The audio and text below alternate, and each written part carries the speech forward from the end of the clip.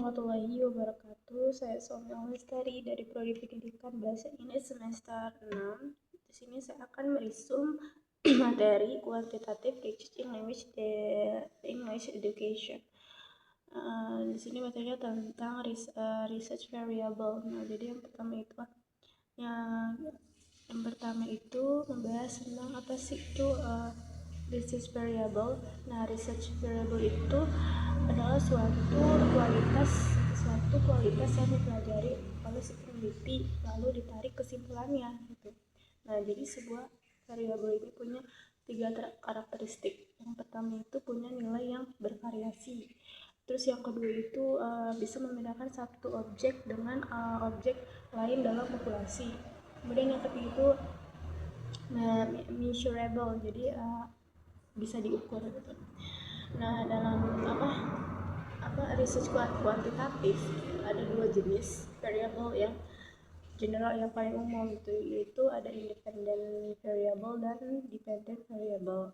Nah, kalau independent variable itu adalah variable yang mengaruhi, sedangkan kalau dependent variable itu variable yang dipengaruhi dari independen. Nah, contohnya adalah dalam research the effect of online learning on student academic performance in high school. Nah, di sini online learning-nya itu jadi independent variable atau variable X, sedangkan student academics performance jadi dependent variable atau variable Y. Nah, selanjutnya ada population dan sample. Nah, jadi population itu adalah seluruh kelompok yang jadi fokus penelitian. Nah, sedangkan sampel itu bagian dari population yang diambil untuk diteliti. Nah, dalam pengambilan sampel itu ada 2 metode, yaitu probability sampling dan non-probability sampling. Oke, jadi probability sampling itu adalah teknik sampling yang memberi kesempatan sama untuk setiap anggota populasi dipilih jadi sampel ya, jadi lebih objektif gitu. Nah, jenis-jenisnya itu ada simple random sampling, kemudian stratified random sampling, cluster sampling, kemudian proportionate stratified random, kemudian disproportionate stratified random. Contoh dari simple random sampling itu adalah peneliti ini memilih siswa secara acak menggunakan random generator gitu. Nah, kalau stratified random sampling itu populasi dibagi dulu ke dalam kelompok atau strata gitu. Nah, misalnya berdasarkan fakultas atau lalu dipilih sampel secara random dari tiap kelompok.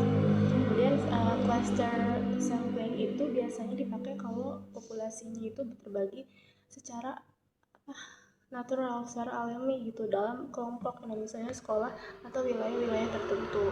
Kemudian ada systematic sampling. Nah, systematic sampling itu memilih sampel berdasarkan interval setiap pengunjung ke 10 gitu.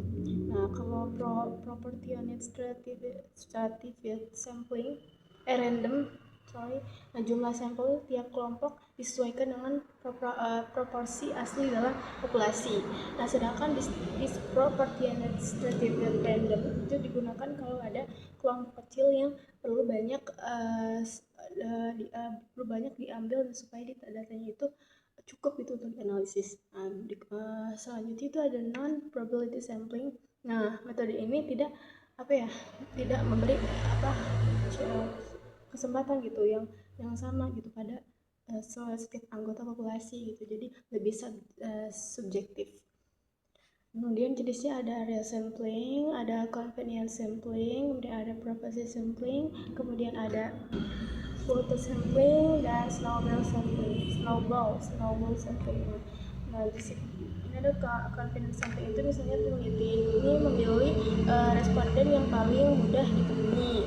Nah, kalau prophecy sampling ini peneliti memilih varian tertentu yang dianggap paling sesuai gitu atau punya pengalaman relevan gitu.